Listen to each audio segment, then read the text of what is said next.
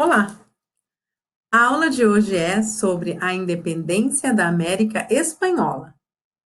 Contextualizando, o Iluminismo já tinha acontecido também a Revolução Industrial lá na Inglaterra, a Revolução Têxtil, a primeira, já tinha acontecido a independência dos Estados Unidos, já tinha acontecido também a Revolução Francesa, e nós estamos no mesmo período aí que acontecem as guerras napoleônicas.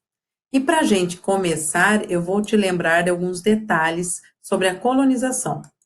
Nós estamos falando de uma metrópole que é a Espanha, de um tratado de Tordesilhas que tinha dividido o mundo conhecido e desconhecido entre Portugal e Espanha, e de uma forma econômica chamada mercantilismo, que vai gerar o colonialismo, e é dessa forma que a Espanha veio para cá com as grandes navegações.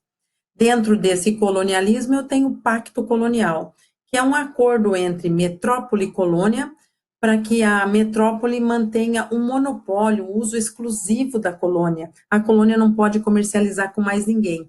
E é por isso que eles vão querer fazer a independência, ou seja, quebrar esse pacto colonial. Como está a pirâmide social? Ela é dividida em chapetones, crioulos, mestiços, indígenas e negros, que são a base, são escravos. Vamos abrir. Quem são os chapetones? Os chapetones são espanhóis na colônia. Esses espanhóis mantêm os altos cargos administrativos, políticos, militares e religiosos.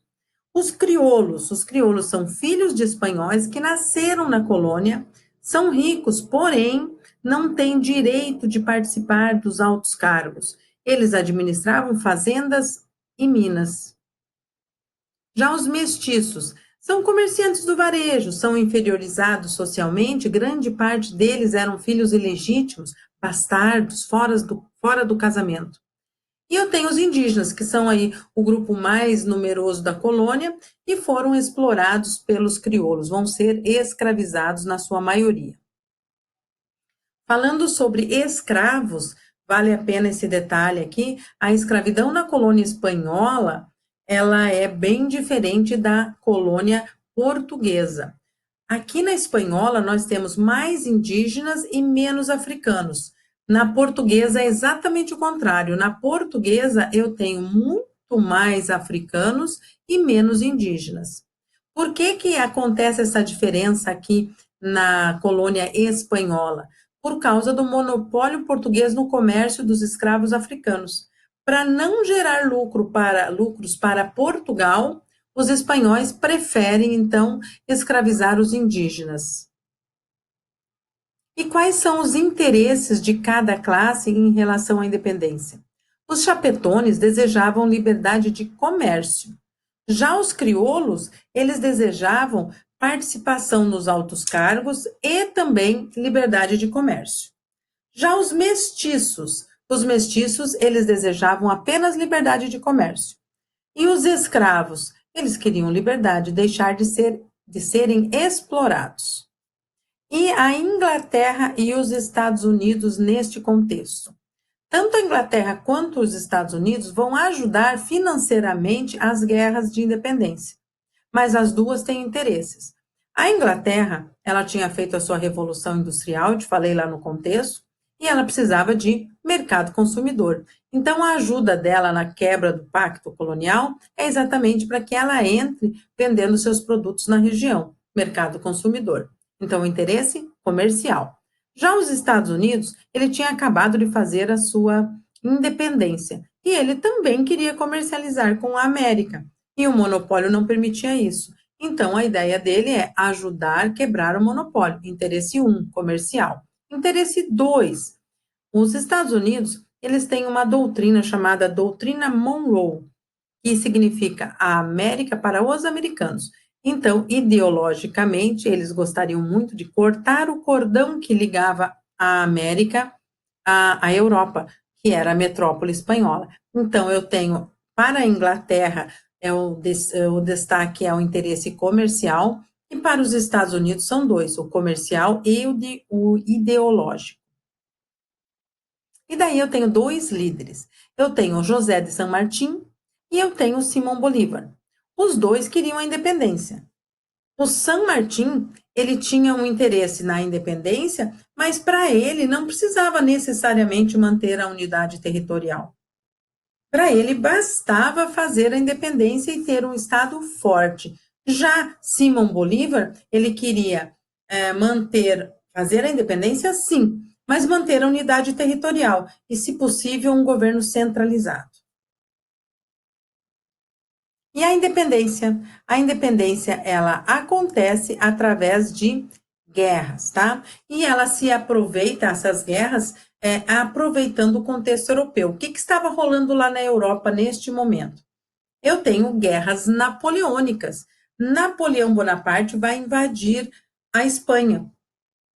E o exército espanhol vai tentar segurar Napoleão. Enquanto o exército tenta segurar Napoleão, não tem homem suficiente para mandar aqui na colônia para resolver levantes emancipacionistas aqui. Então, o que eles vão fazer? Com a ajuda financeira da Inglaterra e dos Estados Unidos, e aproveitando-se das guerras napoleônicas, onde o exército espanhol está menor, ou seja, que não pode vir para cá lutar porque está ocupado, está morrendo lá com Napoleão, é perfeito. Este momento é perfeito para fazer a independência. E eles vão usar isso muito bem. Importante dizer, os chapetones vão embora e quem vai tomar frente nesse levante, além dos libertadores da América, o San Martín e o Simão Bolívar, são os crioulos. E aí os países que vão pipocar aqui quando a gente fizer a independência.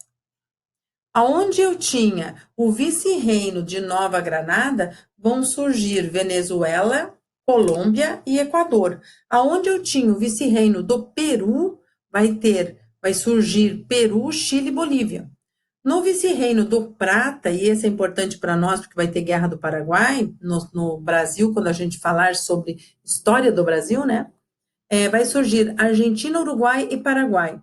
Importante dizer aqui que o Uruguai será invadido por Portugal e vai ser anexado ao Brasil. E o nome vai ser mudado, não vai ser Uruguai. Quando ele for do Brasil, será Província Cisplatina. E ele só vai se tornar independente em 1828 através de guerra com o Brasil. Aí a gente vai falar de novo sobre esse assunto quando eu entrar em História do Brasil. Falou? E aí eu tenho o Congresso do Panamá. O Congresso do Panamá nada mais é do que uma reunião entre os líderes desses países novos que pipocaram ali para discutir política e economia e como que eles vão se organizar agora que são independentes. A fragmentação do território para eles pipocarem em países foi decidido em congresso, neste congresso, tá? E apesar dos esforços de Simão Bolívar, que tinha o sonho de manter todo mundo unido sobre um governo só, um governo centralizado, não deu certo, porque além de ter uma população reduzida, de ter essa divisão administrativa feita pelos espanhóis em vice-reino, que já deixavam eles meio separados, ainda tem a diversidade econômica. Tem lugar, tem país que tem ouro, tem outro que tem prata, tem outro que tem agricultura, o outro que tem água, e cada um desses países vai querer ser o líder, e isso não vai dar certo. Somando-se a isso, os interesses econômicos da Inglaterra e dos Estados Unidos fez com que essa fragmentação acontecesse. E agora a gente vai falar sobre as consequências. As consequências dessa guerra de independência é o fim do pacto colonial. Encerrou, arrebentou, acabou, não tem mais essa ligação de monopólio. A colônia pode fazer comércio com quem ela quiser. Houve a fragmentação territorial, que a gente acabou de ver, e isso lá por causa do Congresso do Panamá. E ainda eu tenho a liberdade de escolher a forma de governo. Isso é importante. E eles vão escolher a república. Agora, uma coisa tem que ser dita. A questão econômica não tem toda essa liberdade, não. Por quê? A Inglaterra emprestou dinheiro para fazer a independência. E ela vai cobrar de alguma forma. Ela vai cobrar através de contratos que vão favorecer o capitalismo inglês. Então, eu posso dizer que a dependência econômica posso dizer, existe a dependência econômica, principalmente da Inglaterra, mas também dos Estados Unidos, porque os Estados Unidos também prestou dinheiro, ok? É isso, pessoal. Falou, valeu, até mais!